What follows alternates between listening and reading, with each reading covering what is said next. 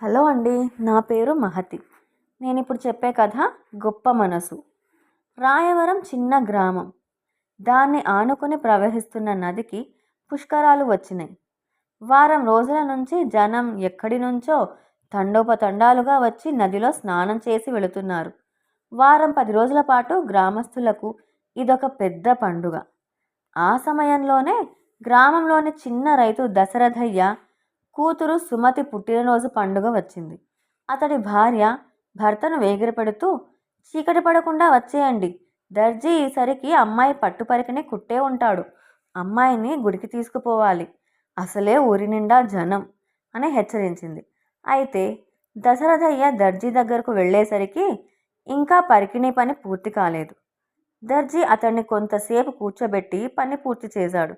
అతడు పరికిణి తీసుకుని బయలుదేరేసరికి చీకటి పడుతున్నది. దశరథయ్య ఇంటిని సమీపిస్తుండగా ఒక 25 ఏళ్ల కుర్రాడు పెరటి ద్వారం నుంచి కంగారుగా బయటికి వస్తున్నాడు. దశరథయ్య అతన్ని ఏనాడు చూసి ఉండలేదు. ఆ కుర్రాడి బెదురు చూపులు, కంగారు చూస్తేనే దశరథయ్యకు వాడు దొంగ అన్న అనుమానం కలిగింది. అతడు పరుగున పోయి వాడి మెడ పుచ్చుకుని, నువ్వెవరు, ఇంట్లోంచి ఏం దొంగిలించావు అన్నాడు కరుకుగా. కుర్రాడు బాగా బెదిరిపోయి మాటలు రాక కాస్త తడబడ్డాడు. దశరథయ్య వెంటనే వాడి వీపు మీద చేత్తో గట్టిగా చరిచి, దొంగ వెధవ, నిజం చెప్పు, దొంగిలించిన వస్తువు ఎక్కడా అంటూ పెద్దగా అరిచాడు. అది విని అతని భార్య కూతురే కాక పక్క ఇళ్లవాళ్ళు కూడా అక్కడికి వచ్చారు. ఈ వయసులో కష్టపడి పని చేసుకోక దొంగతనాలకు దిగాడన్నమాట, 4 తన్నే బుద్ధి చెప్పండి అన్నాడొకడు అక్కడ చేరిన గుంపులోంచి. ముందు ఏం కాజేశాడో చూడండి అన్నాడు మరొకడు. దశరథయ్య వాడి దుస్తులు తడిమి చూశాడు. జేబులో కొంత చిల్లర డబ్బు తప్ప మరేమీ లేదు. ఆ కుర్రాడు చేతులు జోడించి, నేను దొంగను కాదు, నన్ను వదిలిపెట్టండి అన్నాడు. ఈ మధ్య ఎవరో పిల్లల్ని ఎత్తుకుపోతున్నారట, పుష్కరాలు గనుక తేలిగ్గా పిల్లల్ని ఎత్తుకుపోవచ్చని వచ్చి ఉంటాడు అన్నదొక ఆవిడ. గుంపులోంచి 2 ముందుకు తోచుకువచ్చి కుర్రవాణ్ణి కొట్టబోయేంతలో వాడు, అయ్యా ఆగండి, ఇంట్లో దేవుడి మందిరం పక్కన ఉన్న ఎర్ర సంచి ముందు తీసుకురండి అన్నాడు నిదానంగా. సుమతి గబగబా ఇంట్లోకి పరిగెత్తి ఎర్ర సంచి తీసుకువచ్చింది. దాని నిండా గలగలలాడుతూ వెండి నాణాలున్నవి. దశరథయ్యకు ఆ సంచి తన ఇంట్లోకి ఎలా వచ్చిందో అర్థం కాలేదు. కుర్రాడు గొంతు సవరించుకొని, ఆ సంచిలో 1000 వెండి కాసులున్నవి. ఆ సంచిని మీ ఇంట్లో పెట్టింది నేనే, ఎందుకు పెట్టానో చెప్పమంటారా అన్నాడు.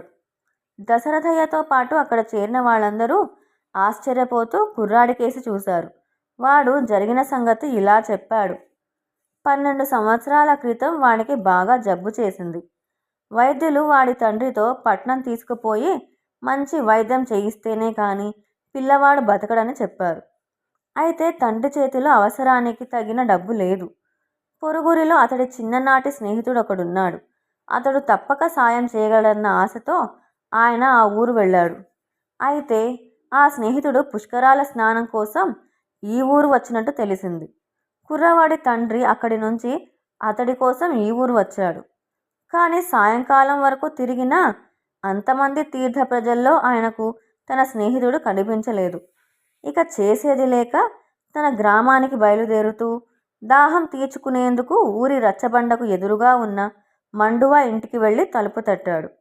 ఇంటావిడ తలుపు తెరిచి అతడికి మంచినీళ్ళిచ్చి తిరిగి తలుపు మూసింది. కుర్రాడి తండ్రి తిరిగి వీధిలోకి రాబోయే సమయంలో గడప దగ్గర విలువైన రాయి తాపడం చేసిన ఉంగరం ఒకటి తళుక్కుమంటూ అతడి కంటపడింది. అతడు దాన్ని తీసుకుని చూసి తలుపు తట్టి ఇంటి వాళ్లకు ఇద్దామనుకున్నాడు. కానీ చప్పున తన కొడుకు స్థితి గుర్తుకురాగా ఉంగరాన్ని జేబులో వేసుకుని తన గ్రామం చేరాడు. అది అమ్మగా వచ్చిన డబ్బుతో అతడు కొడుకు పట్నంలో వైద్యం చేయించి ఒక్కగానొక కొడుకును ప్రాణాపాయం నుంచి కాపాడుకున్నాడు.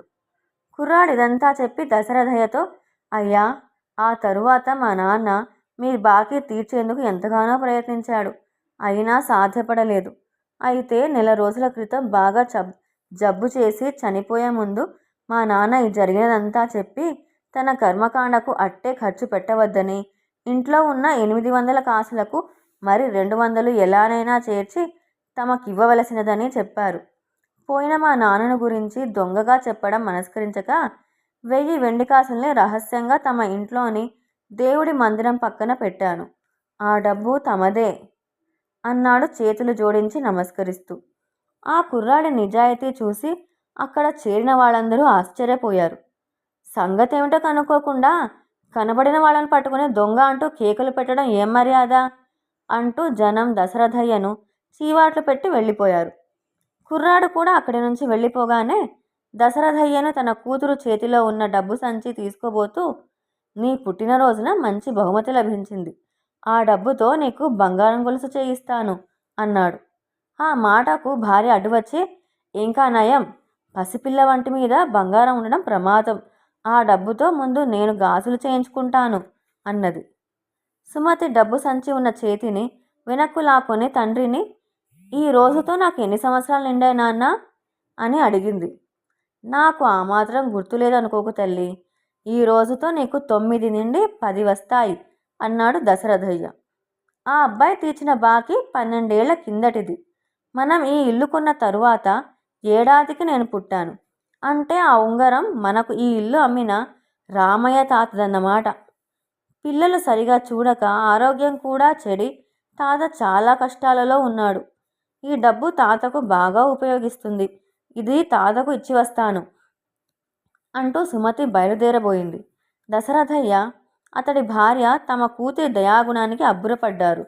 దశరథయ్య భార్య కూతురును ఆప్యాయంగా ముద్దాడి, ఆ డబ్బు తాతకు రేపు ఇవ్వవచ్చులే తల్లి, ఇప్పుడు మనం గుడికి వెళ్ళాలి అన్నది. ఈరోజు గుడికి వెళ్ళకపోయినా పర్వాలేదు, తాతకు ఈ డబ్బు ఇస్తే నాకు రెట్టింపు పుణ్యం వస్తుంది అంటూ రామయ్య తాత ఇంటికేసి పరుగు తీసింది సుమతి. వయసులో చిన్నదైన తమ కూతురి గొప్ప మనసు చూసి ఆమె తల్లిదండ్రులు చాలా ఆనందపడ్డారు.